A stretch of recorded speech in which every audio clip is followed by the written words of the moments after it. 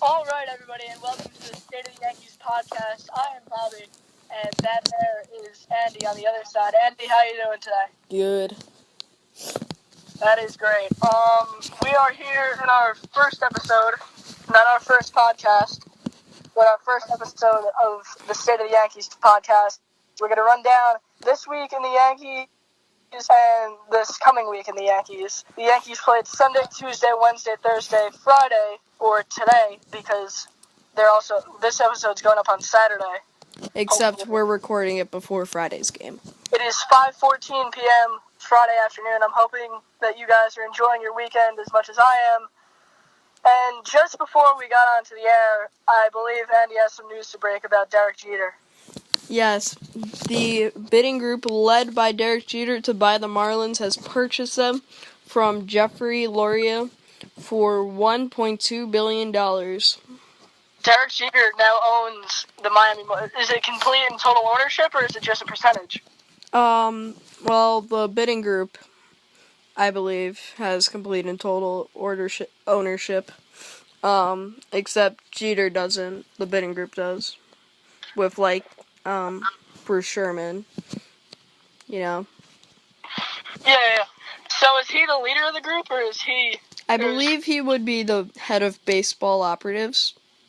It'd be interesting to see how Jeter runs a team, but now he does for $1.2 billion. Yeah. Not as galactic as the purchase of the Clippers for, $4 billion? Also, of the 16 investors, one of them is also Michael Jordan. Yeah, if you remember or not, back, 6 weeks ago, it was supposed to be Jeter and Jeb Bush.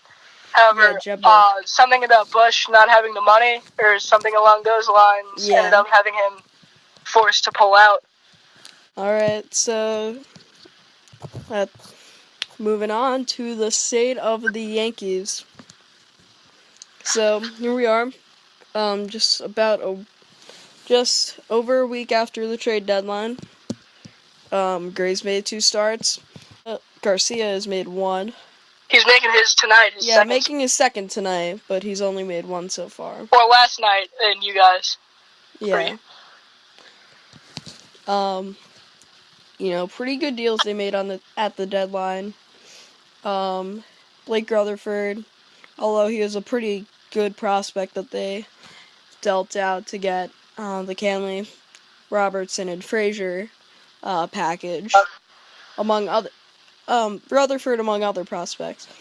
He probably wouldn't have made it to the majors anyway, considering how the Yankees outfield is, and his ETA is somewhere like 2020, somewhere past that. Well, even in 2020, Ellsbury's going to be certainly gone. Gardner certainly. Aaron Hicks will be playing center. Judge will be playing right, and that would leave a spot open in left field. Matt Holliday isn't taking that. Matt Holliday will be retired. Yeah, he'll be long retired. By 2020, he could have, but realistically, that wouldn't have happened. 2020 left field, that would probably be Clint Frazier.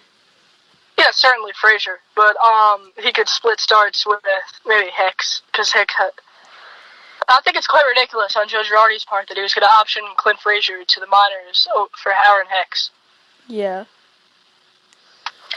But in other news, on Sunday, the Yankees defeated the Cleveland Indians by a score of 8-1, where Luis Severino shut down the Indians. He threw 6 2/3, 9 strikeouts, and 2 hits.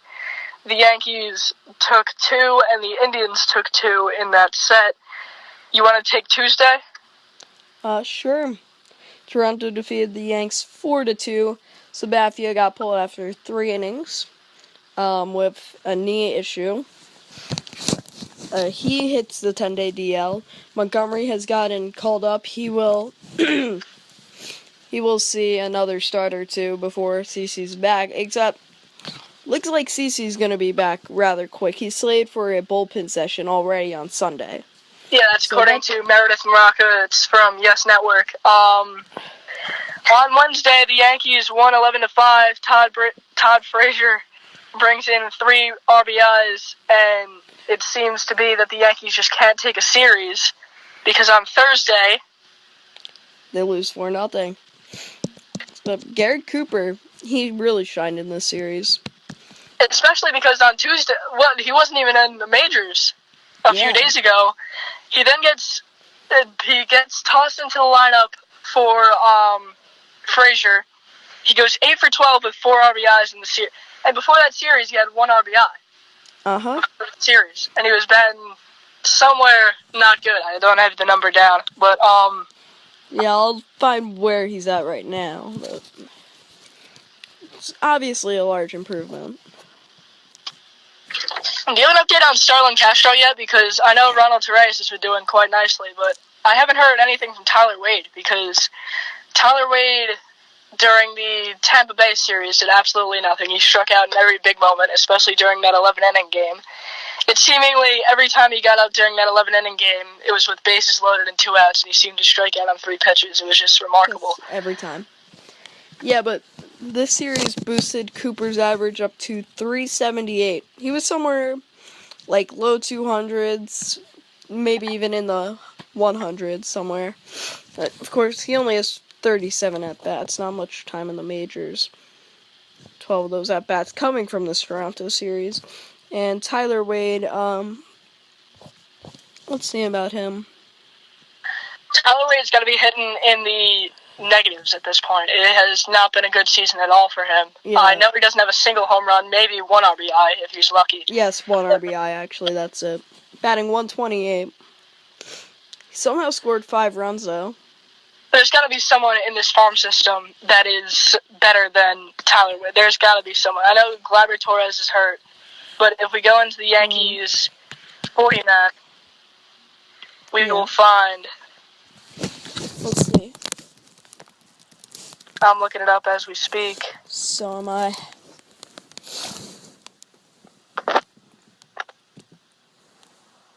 According to ESPN, the 40-man roster, you could put Miguel Andujar there. I know that he's not that great.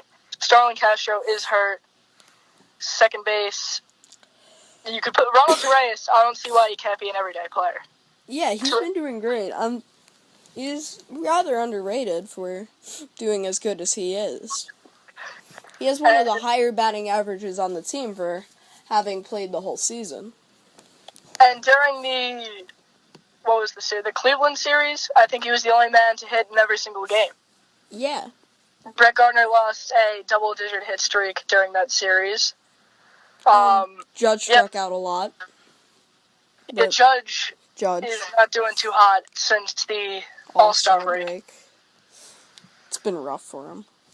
The entire Yankees team cannot hit with runners in scoring position. That was a focal point during the Indians series, during the Toronto series. Yeah. It was not a good time to be a Yankee. And you could, if I was a manager, I would just walk people to the point that, man on first and second and third, and just send people down, because the Yankees just could not hit no matter who they had up, be it Judge, be it Headley, Gardner, Frazier, Torreyes. Nobody was hitting Tyler Wade. No one was hitting with runners in scoring position. Uh-huh.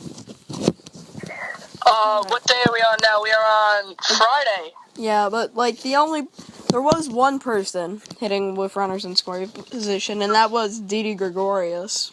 Didi Gregorius. He's been on fire. Is the face of the Yankees right now. Yeah. And he posts those student-athlete representative tweets every time the Yankees win. Every time. I just think he's a good guy. He's knighted. Good guy. Yeah. So he's been doing pretty well. On to today's game. Today is Friday. It is now 5:22 p.m. on Friday. Up and the against Yankees the Red are playing Sox. the Red Sox. And they are now 4.5 games out, which there is no chance in hell that they end up coming back and going into first place just mathematically. And knowing that the Yankees aren't going to sweep the Red Sox, be they in New York or be they in Boston, which they will be next Friday, which we will cover on the next episode of the podcast. They send Jaime Garcia, who's looking for his first win as a New York Yankee, to do battle with Eduardo Rodriguez of the Boston Red Sox. Yep, you see, this series against the Red Sox and the other one next week, these are crucial for the Yankees. It's rivalry week, man, you know? Yeah, it's rivalry week. The Yankees need to win these if they want to win the division. I mean, they could probably get away with a wild card spot, but a division win would be much better. And that's what they need to do. They need to step up their game for this series and the series next week. Like Garcia, he's been pitching a 6.35 ERA with most of his starts being in the National League, only 2 of them in the AL. And the National League is a much more pitcher-dominated league than the American League. What I just couldn't believe about that entire trade is how they were able to trade him after one start. The Twins? Yeah. I just thought that was crazy. But, then on Friday, just back to the rivalry week thing, this entire week is crucial. I mean, they have this 3-game set at home, then the Subway Series, the Mets and the Yankees, the first 2 are in the better New York, and then you go to the last 2 are in Queens. And then Friday, Saturday, Sunday will be in Beantown, Massachusetts. So Saturday, the Yankees take on the Boston Red Sox, where they send white-hot Luis Severino. The guy cannot do wrong, Luis Severino. He has been amazing all year. And he seems to be the only guy that wins every single time out. Mm-hmm. He gives the Yankees a position, because look at CC Sabathia was pulled after 3 innings. Tanaka was pulled after, 4? Just in his last start. He's been struggling all year, really. Tanaka has had a terrible... Just Tanaka in general. His adjustment to American baseball versus Japanese baseball.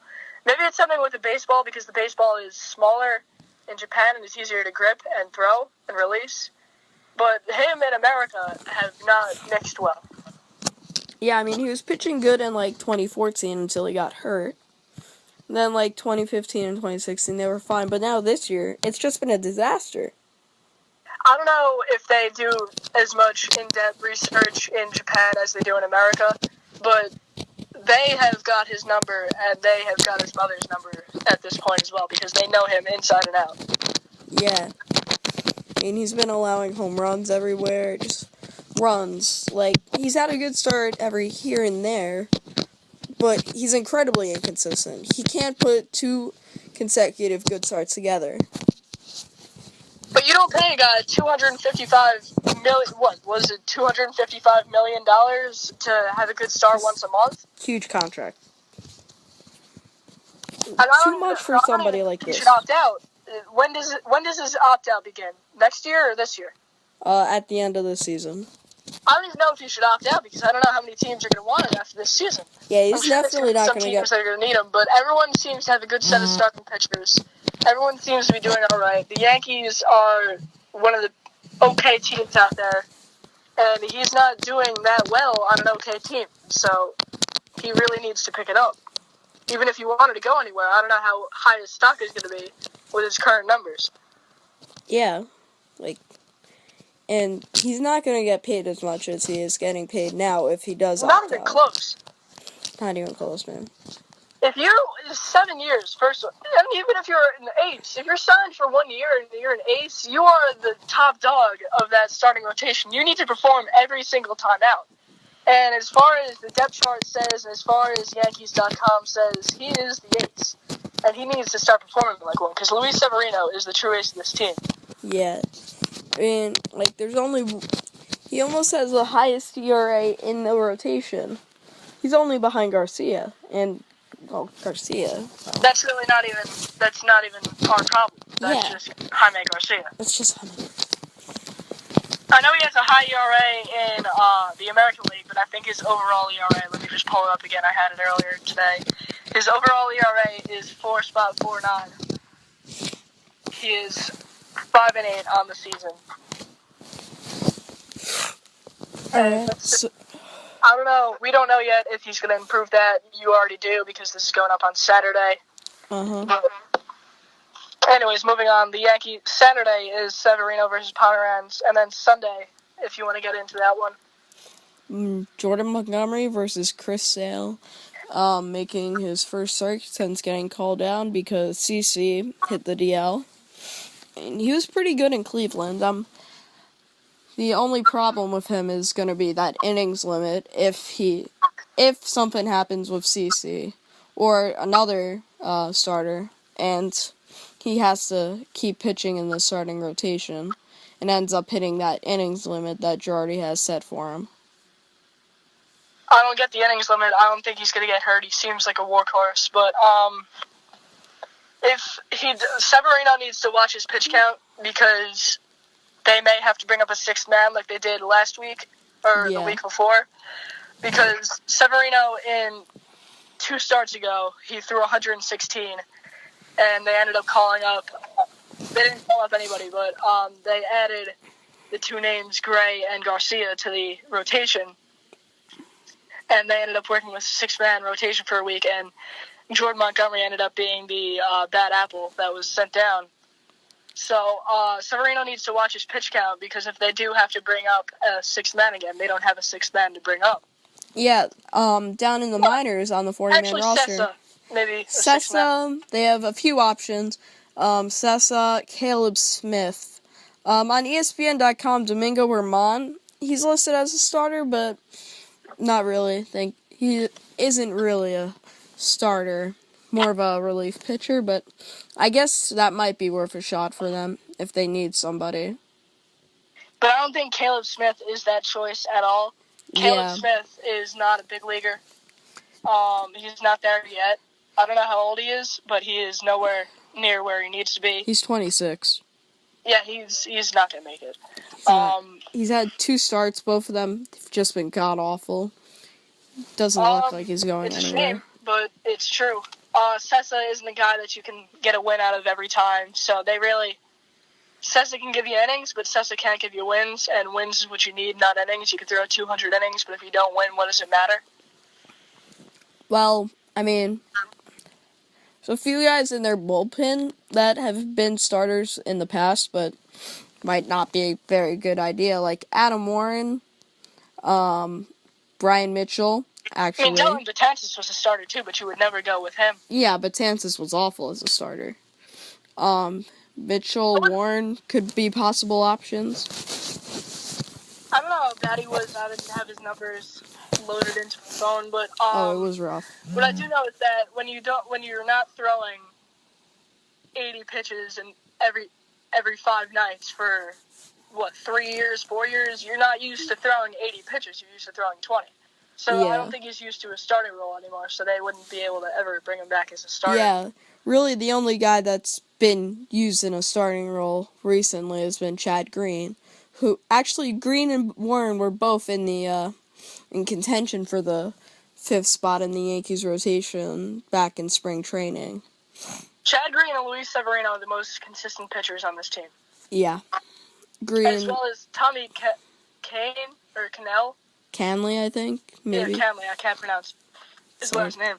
He was called up in that Oakland trade. Was he in the Oakland trade? No, he came in from the Chicago trade with Robertson and Frazier. Yeah, with Frazier. He is extremely consistent, and he's kind of Kirby Yates' role that Yates was used in. He throws nearly every night. Yeah.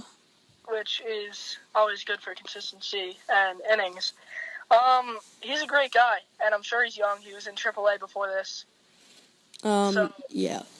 Only, actually, 28.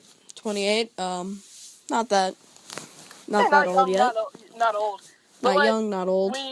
And then I'm sure we're going to be called hypocrites for the Caleb Smith thing, but when you're in AAA and you're underperforming as a starter, I don't know if you're going to be able to come back as a reliever, because Dylan Betances' change has been it's a miracle that Dylan Betances is doing what he's doing right now. He's pretty much a failed starter. In 2014, he gets called up as a reliever, and he just blows everyone away. He's lights out. I remember one of my second Yankee games I ever went to. He threw 2 innings, 5 strikeouts, and 1 ground. He threw like 3 balls that entire inning. I remember it was remarkable. And he just threw a immaculate inning in one of his last 3 appearances. But moving on to Monday, the Yankees play the Mets in the Bronx. MLB.com does not have a listed starter for the Yankees, but for the Mets it will be Rafael Montero. We can only assume that it's going to be Tanaka. Yeah, Montero he's had a rough season. 1-8 is his record with 6.06 ERA. So, rough starter versus rough starter. It's going to be the lesser of the two evils that comes out on top here. High scoring. Lesser if of you had to tally a combined score for that game, what would you say it is? It's going to be high. Maybe like somewhere in the teens. 15. I don't know who wins, but I'd say the final score is probably 8-6 maybe. Yeah. But Yankees and Mets again on Tuesday from the Bronx once more. Jacob deGrom is listed, and nobody is listed for the Yankees. Sonny Gray. It's Sonny Gray because he's been following Mr. Tanaka since his arrival. Wednesday, you can take Wednesday. Alright, it will be Seth Lugo versus Jaime Garcia. Or, wait a second. Actually, here we have it listed as Steven Matz. Or you have it listed as Steven Matz, but on the score, it is listed as Seth Lugo, and Matz would go on Thursday. Oh no, I used MLB probable pitchers, so I don't know. I'm using the. Trust. You either trust the league or you trust. I'm using the score, but so it's either Lugo or Matz. Matz. Well, Lugo has had the better ERA, much better season. Garcia gonna be pitching against the National League team again, so that should be good for him. Not as strong with the hitting. National League ballpark. The hitting won't be as much. So, but in both these games, the ERAs are both over 4.5. Yeah. Steven Matz is a 5.77, and Seth Lugo is a 4.55. And well, you can take Thursday. All right, Thursday, Yankees and Mets in Queens. There is no starters listed. For the Yankees, it would be Jordan Montgomery, and it would either be Lugo or Matz. Lugo and Matz both have high ERAs. What I'm seeing here would be Severino on Thursday, Jordan Montgomery on Friday, but... Alright, MLB probable pitchers is really screwing me over here. Yeah, Montgomery's been following Severino. The Yankees depth chart here, man, it is ruining me. Oh, please tell me that the score has Rick Porcello for Friday for the Red Sox. Drew Pomeranz. Oh my god. Yeah. I don't even know if I want to keep this in or not. Disagreement, man. Lots of it. Alright, so here's what I did. About 2 hours before this podcast, ladies and gentlemen, I went on to the depth chart. I looked through the depth chart. I saw who was pitching and who was pitching next. And so I scroll through, and I find all those names. But anyways, no matter, Rick Porcello is going to pitch in that series, likely. And he is 6-14 with a 4.53 ERA. How deep in are we? This is Friday right here. So this would be the last day that we're covering on the podcast for next week. And time-wise, how are we doing? Oh, time-wise, we're just 24 minutes in. So, the flow is real, man. Yeah. Okay, now. Do we cover last licks now, or do we get it later? Let's see now. Do we have anything else to mention? Injuries-wise, Clint Frazier and CeCe are both down. Also injury-wise, before this podcast began, Tyler Austin was removed from the 10-day DL and optioned to AAA Scranton Wilkes-Barre. Other than that, let me check through the score because that seems to be the more reliable source than Major League Baseball's official website. Yep. I'm not seeing anything else on injury updates and whatnot. So we're going to bring you a segment known as Last Licks, where we're going to do our predictions and why for this week. So starting off with Friday, which already happened, so you'll know who's won this one. Andy, who do you have and why? Oh, Yankees. Severino, he's been Oh, wait. No. Wrong game. Sorry, I was looking. Yeah, that's Wrong Jaime one. Garcia versus Eduardo Yeah, Rodriguez. my bad. There, buddy. Probably Boston in this one. Garcia, I can see him giving up many runs, maybe not even making it full 5 innings. And the Yankees' offense has been struggling pretty badly. So if they can't put something together at home, they might not have much of a chance. I have the Red Sox. Not the Yankees aren't going to be too far out, but they're going to be out. Jaime Garcia is going to go less than 5. I would tend to agree with you. But moving on to Saturday, we have Severino versus Pomeranz. I think we're both thinking the same thing there. Yep. Severino's been incredible recently. Everybody and their grandmother bets on Severino. It's like he's the Kershaw of the Yankees at this point. He's consistent with strikes. He's out there and he wins. Yeah, Severino Kershaw of the Yankees. He's been doing great. 9.4, right. two spot 9.1 ERA, 162 Ks on the season. Now Sunday we have Jordan Montgomery versus Chris Sale. I think Sale's gonna prevail there. Yeah. And Chris Sale, big AL Cy Young candidate there, so. The Yankees go 1 for 2 against the Red Sox, which would put them, 6.5 out? No, 5.5? 5.5, I believe. Yeah, 5.5. All right, so Monday we would have Tanaka versus Rafael Montero. And who do you have and why? Yankees, probably, because Montero, he's just been the worst one. He's been even more unreliable than Tanaka, as the stats show. He's pitched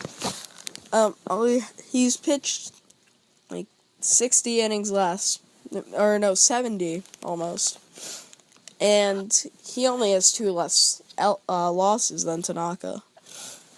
Yeah, I think that Tanaka is going to prevail here, and he needs to be clutch. We're getting down to Also about Montero, even though he's pitched like 70 less innings than Tanaka, he's actually walked more batters than Masahiro.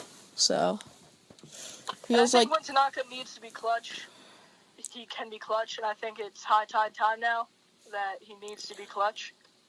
And I believe that he will give us 6, maybe 7 innings. Yeah, hopefully Tanaka. The Yankees really need Tanaka to heat up down the stretch for September and guaranteeing that postseason spot. Maybe even if he can do great in Boston. Not pitching this series, but in that next series. Oh, if he can heat up there, then that would be huge for the Yankees. Alright, so then Tuesday, we have the Yankees versus the Mets in New York, the Bronx, New York, the better New York. Jacob deGrom versus Sonny Gray. Who do you have and why? Well, it's going to be a close one. It's deGrom and Gray, both fantastic pitchers, although I'm thinking it's going to be the Yankees. Although their offense has been struggling, I'm going with that it's going to be doing better than the Mets. And also a big part of it is that they are home in the Bronx, a ballpark that they are all familiar with, a hitter's park. So that's why. But you know the Mets fans are going to be there because it's only a bus ride away. It's only a subway away. Yeah. You know? To watch the Subway Series. But you know the Mets fans are going to represent. You know the Yankees fans are going to represent. I have the Mets in this game. I think Jacob deGrom is the better pitcher. I don't know if the Mets defense wins championships, pitching wins championships. I don't think the Mets can lose with Jacob deGrom on the mound. He's been pretty good this season, and I think that's going to continue. Wednesday, Yankees-Mets in Queens. We've got, you have, another notification just came up for me. Michael Jordan was among the investors. That was now confirmed.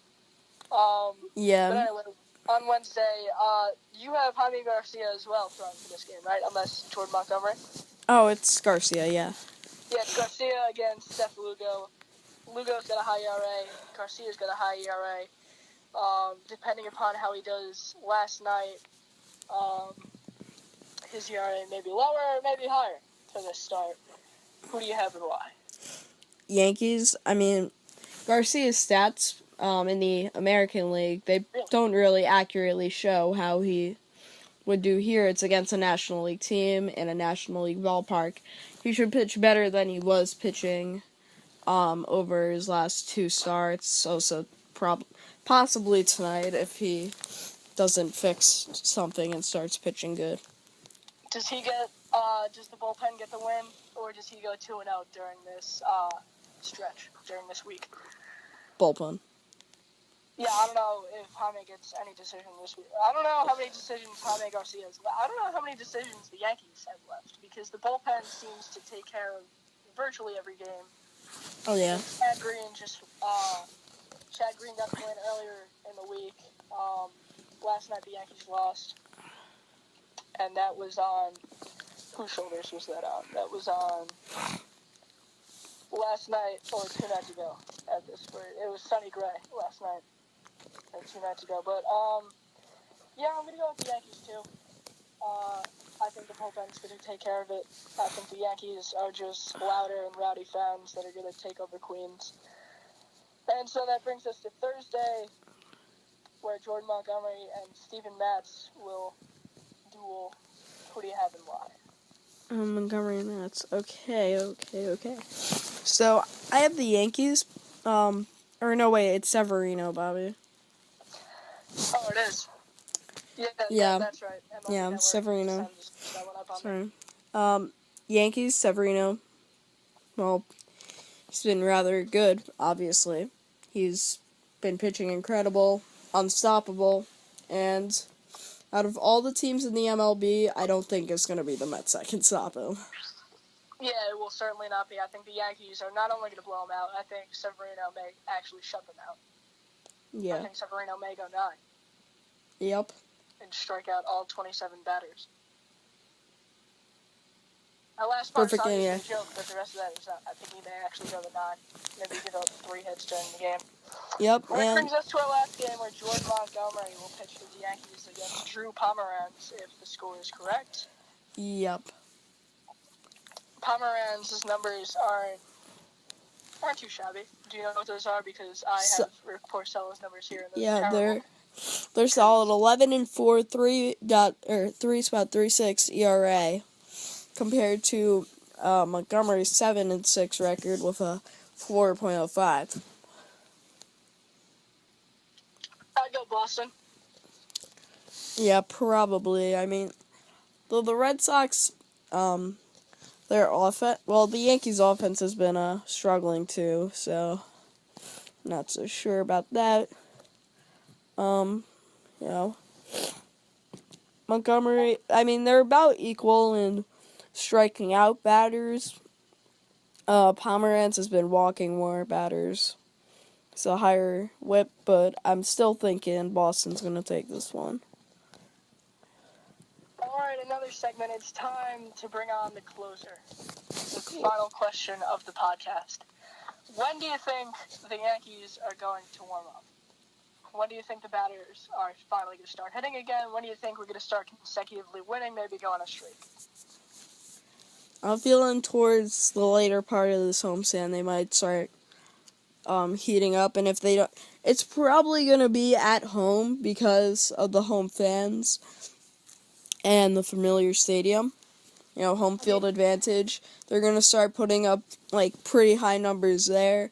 Going to be confidence boosts. Maybe Judge is going to fix his swing up a bit. Then Judge fixes his swing, he'll catch on fire. It'll be quite hard to slow him down.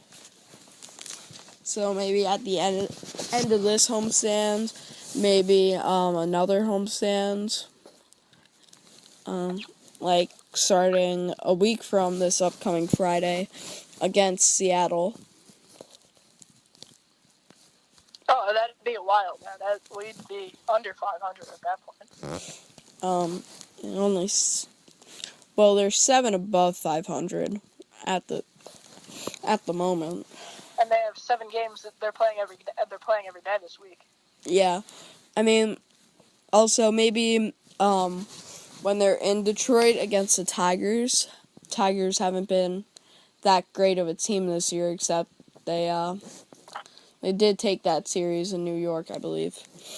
But they traded away Martinez, Wilson, Avila. They're definitely in rebuilding mode. Then they get Seattle, who they took that series against them back in Seattle a few weeks ago. And then they have to face Cleveland again. Only 3 games this time. And Boston again. That homestand would be a great time to heat up. Seattle, I think they do it personally during this homestand because every game this week is local, and I think the Yankees fans travel very well. I think they are second to the Los Angeles Dodgers that will go to the moon if the Dodgers are playing there. Oh yeah, I was in Cleveland on Saturday. We went to the game. There was Yankee fans everywhere. Sold out game, and people there was an actual people were able to get a "Let's Go Yankees" chant going in Cleveland. Yeah, I remember listening to that on TV and hearing the cheers every time. And people were set down by the Yankees. Yeah, saw these 2 guys just starting everything, getting Yankee fans going up in the upper section down there. What are we at, Andy? So we are at 37.5 minutes about. Thank you all for watching. Thank you for spending some time with us, just talking sports here. And if you want to submit some questions for the closer, be our guest, you could DM those to @_Yankees.news_, where they will be sent and forwarded to us, and we will certainly answer those for you. And you'll get a shout out because, we want to get viewers, we want questions, and you want answers. So that seems like a fair trade to me. I've been Bobby, that's Andy, and we will see you next week. Thanks for stopping by. Thank you.